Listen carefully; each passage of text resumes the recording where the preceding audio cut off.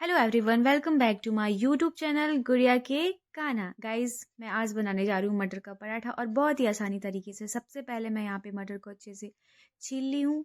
उसके बाद मैं उसको जार में पीस लूँगी, दरदरा पीस लूँगी, जितने भी मटर छीली हूँ। बने रहिए मेरे यूट्यूब चैनल पे और आसानी से रेसिपी बनाने का सीखिए। और यहाँ पे आप लोग देख सकते हैं कि मैं किस तरह से मटर को पीस ली हूँ। देन उसको बाउल में निकालूंगी। जितने भी मटर को पीसी हूँ सबको बाउल में निकाल के एक जगह रख दूंगी। बने रहिए ऐसे ही आसान आसान रेसिपी बनाने के लिए मेरे यूट्यूब चैनल पे और बहुत ज़्यादा से ज़्यादा मुझे सपोर्ट करिए।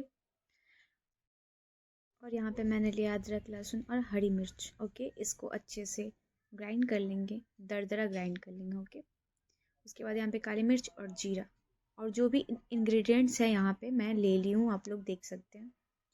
थोड़ा सा बैकग्राउंड प्रॉब्लम होगा, उसको इग्नोर करिएगा। फिर मैं कढ़ाई चढ़ा दी हूँ और फ़ौरन में देने के लिए मैं लाल मिर्च और जीरा रखी हूँ। फिर इसमें तेल डालूँगी। तेल जब गर्म हो जाएगा तो जीरा और लाल मिर्च उसमें डाल दूँगी और उसको चटकने दूँगी थोड़ा सा। और इसमें मैं ऐड करूँगी बारीक कटा हुआ प्याज, फिर अदरक, लहसुन और मिर्चा का पेस्ट। फिर अच्छे से इसको हम ब्राउनिश कलर होने तक भून लेंगे।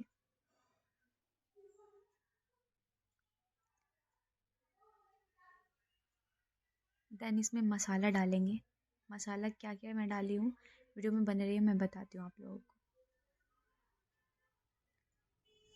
मैं इसमें मसाला डाली हूँ काली मिर्च और जीरा। आप लोग देखे हैं वीडियो में पीछे कि मैं उसको अच्छे से पीस ली हूँ।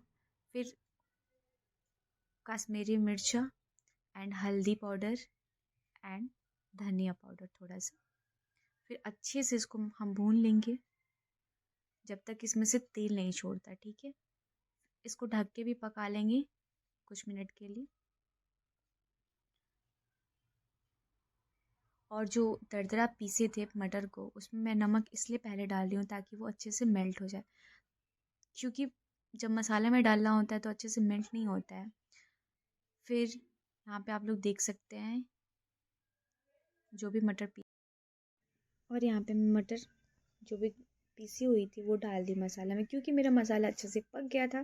सेम वैसे ही आप लोग भी पका लीजिएगा। और यहाँ पे गरम मसाला ऐड कर रही हूँ ताकि इसमें से खुशबू अच्छा है। फिर तब तक इसको भूनेंगे जब तक अच्छा टेक्सचर नहीं आ जाता, तब तक।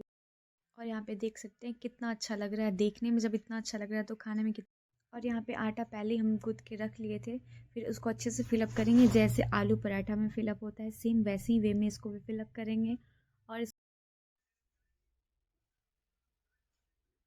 और यहाँ पे हम इसको अच्छे से तवा पे सेक लेंगे दोनों तरफ। आप लोग घी लगाना चाहें तो घी लगा सकते हैं, अगर रिफाइंड ऑयल लगाना चाहते हैं तो वो भी लगा सकते हैं, या फिर बटर भी लगा सकते हैं। और यहाँ पे देख सकते हैं कितना अच्छा देखने में लग रहा है, खाने में कितना टेस्टी लगेगा बादाम की चटनी, दही और नींबू मिर्चा के साथ। ऐसी ही टेस्टी टेस्टी खाने की रेसिपी पाने के लिए मेरे चैनल को सब्सक्राइब कीजिए, मेरे वीडियोस को लाइक कीजिए, शेयर कीजिए भर भर के। बाय बाय, मिलते हैं इन द नेक्स्ट वीडियो।